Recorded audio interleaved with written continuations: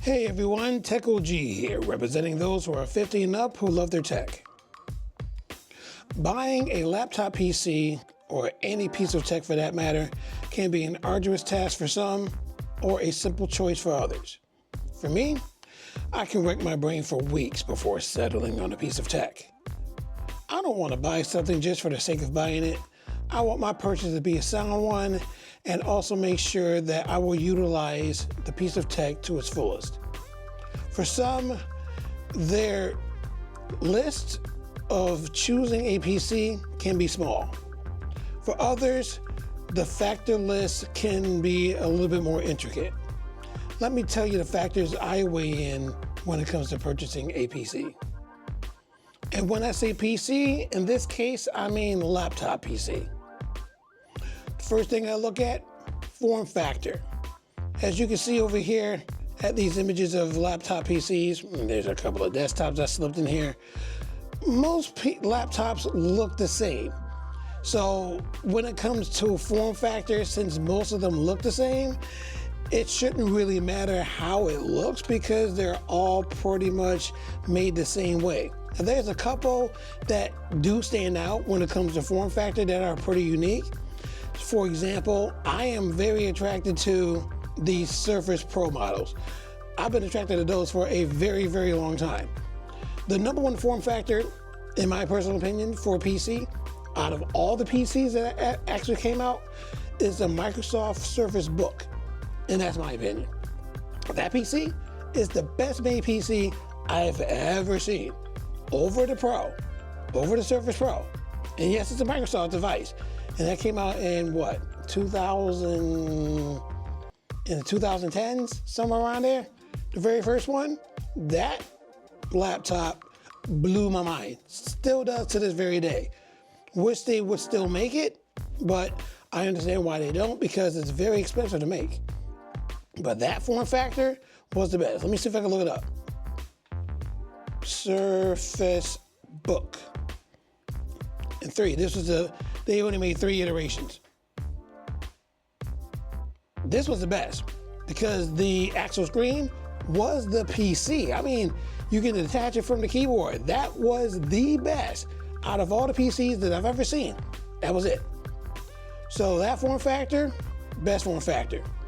I'm attracted to Surface Pro, but like I said, a lot of them look the same. Keyboard, screen, that's it. So taking a look at these other PCs, if I had to pick one from the PCs that, or the laptops that look the same, thinness. If it's thin, I'm in. This one looks thin, so I will get that one. I mean, that's just from a picture far away. They all look basically thin.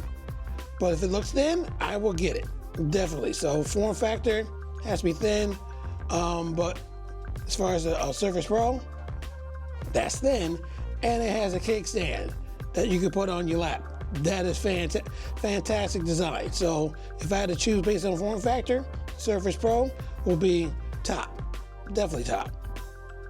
The second factor, weight. If it's too heavy, I don't want to carry it. If it's a 4-pound laptop, no thanks. 5 pounds, no thanks. Anything over 4, no thanks. I know it may be powerful or whatnot, but no thank you. I don't want to be weighed down with the laptop and other accessories and things in my bag where it's too heavy to carry. I don't want all that. So the Surface Pro, for example, that's what, 1.7 pounds? Add another pound with the keyboard, so that's 2.7, close to 3. That's not too bad. That's not too bad at all. But if you don't need a keyboard, just having a 1.7 pound PC in your bag, that's fantastic for me. So weight is the second thing that I would look at when it comes to purchasing a PC. Now most PCs will be what, 3 to 4 pounds if it has this type of chassis. So your screen and your laptop connected together. That would be like, what, 3 to 4 pounds, depending on the PC. So the Dell, what are those ones called? Trying to remember. XPS. The Dell XPSs, fantastic. Those were not, even though it wasn't not made like the Surface Pro, did not have a detachable keyboard, it was light with just the screen and the keyboard together, and they were pretty small. So the XPS series Dells, I like those a lot. The ones made for business. Anything with a detachable keyboard, I'm attracted to. So the Pro series, there was one Dell XPS that did have a detachable keyboard. Of course, the Surface Book. Even though that was kind of heavy, still, just having a whole PC just in the screen, fantastic. So that is very attractive to me. Like I said, detachable screen keyboards are ones that I will go for first as well. And of course, it will probably be more expensive because of the detachable keyboard and the weight. My next factor is price. If it's too expensive, I don't want it. I don't care if I make a lot of money. I don't care if I have the money for an expensive PC. If it's too expensive, I don't want it. Why? Because since most PC or most laptops are in the same form factor, that means the functionality is pretty much the same too. You type, you look up stuff on the web, you look at videos, you do the same stuff on it. So why spend $4,000 to surf the web when you can spend $1,000? Now, I can understand that if you do get an expensive PC, there may be components in it that you would use for particular programs, like video editing, for example. So I can understand if you get an expensive PC to use it for a specific task or specific tasks. But other than that, if you're just using it just for regular stuff, you don't need a $4,000 PC for regular stuff.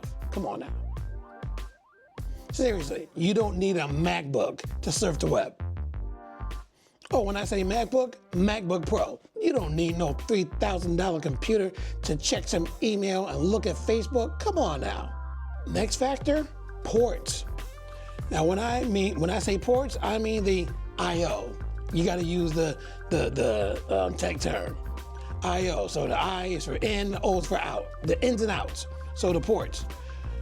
You don't want to get a PC with a little bit of ports. You want to make sure that you can connect whatever peripherals and accessories that you have into the PC itself. Now, of course, you can get a hub, but why get a hub where you can get a PC with all the ports that you need on it? Now, if you're looking for small and sleek PCs, you might not have a PC or sleek PC that has all the ports that you need. So you may have to get a hub. If you're looking at a Surface Pro, for example, that may have just 2 ports, 2 USB ports, for example. You're not going to find a lot, like I said, on very sleek and thin PCs. But if you can get yourself a hunk of a PC that's like this thick, you're probably going to find what? 2 USB-A ports, USB-C ports, Thunderbolt 3 ports, Thunderbolt 5 ports. It's Thunderbolt 5 right now. You might find a micro SD card slot, and regular size SD card slot, HDMI port. You might find all that on thicker PCs because it's a lot thicker to put the ports on. So when it comes to ports, I want to find one that has enough for the accessories and things that I use, but still be sleek in size like the Surface Pro. And there's only one more thing on my list as far as factors when it comes to buying a laptop, and that is unique features or unique functions. It's not at the top. So because again, most laptops function the same, but if it's unique, like the kickstand on the Surface Pro, like the detachable keyboard on certain laptop PCs, like pen support. Pen support can be a function that you may want to use or have on your PC that's not on other PCs. Touch screen, that's another function that you might not see in a lot of PCs that you might want on your PC. Those are pretty unique functions. Now, if you can find one that has all those functions, all the functions that you want to have, most likely it's going to be expensive. But at least you have all the things that you want on that one PC. So it might be expensive, and again, if price is a factor for you, then try to find something that doesn't have as many of the things on your factor list that you would want to have. You may have to sacrifice a thing or 2, or even 3, to keep the price down for you to afford it. Because me, I don't want to get a PC and pay monthly installments. I want to save up for it, drop those dollars, and have it and be done. So if I can find as many things that I can have as far as my list, then I will definitely look for that. The Surface Pro definitely comes close to that. Doesn't have as many ports as I want it to have, but this definitely comes close to as far as form factor, weight. I wouldn't say price because some Surface Pros are pretty up there. So I would probably have to find an older model and unique functions. So it would have three things: form factor, weight, unique functions. Those are the things I'll be looking for on the PC that will attract me to it. So the price and the ports are something that I would not normally find in a Surface Pro unless I would, like I said, look for an older Surface. And if I did have to look for an older one, because I think the 13 is the latest one, I would probably get a Surface 9, a Pro 9, or a Pro 10. If I could find one that has particular functions that I wanted to have and at a good price. So 9 times out of 10, I'm on eBay when it comes to looking for a laptop or anything else, because hopefully I can find a good one that hasn't been used that much, that doesn't have cracked screens or anything like that, that has all the functions, weight, ports, and things that I would look for in a laptop PC. So to show you how my factor list would come into play, I typed in on Google using Google Gemini. I said, show me 5 random laptops. And it came up with these 5. Now just looking at these, just looking at it outright, because the first thing that pops out is the price. Even though this is the cheapest one, I would not go with the cheapest one because it probably doesn't have a lot of functions or even ports that I would look for in a laptop. Cheap doesn't always mean good. So I would probably not choose the Acer Aspire. Definitely not. Looking at these other ones, oh, they got an XPS. That will probably be the first one I would choose, because I already said earlier in this video, I like the XPS series because of the weight, form factor, the price too. Now, the ports, probably not gonna be a lot of ports because it has a thin chassis, and unique functions. I don't think this is a touchscreen, but it does look pretty, like I said, it just looks pretty nice. So out of these 5, I would choose the XPS first. Most likely I would choose the MacBook Pro at $1,500. That's not bad at all. I'm not an Apple fan for laptops, but I would probably choose this one second because I know when it comes to editing videos and music programs like GarageBand, you can't beat the Mac on those. So I would probably choose this one second out of these 5. I would choose this one third. I know Rogue, I know Asus. If it had Rogue Flow on here, the Rogue Flow Z13, that would be my first choice over the XPS. But the Zephyrus, I would choose this one third. Lenovo fourth, because Lenovo is not really known. And notice I didn't say name brand on my list.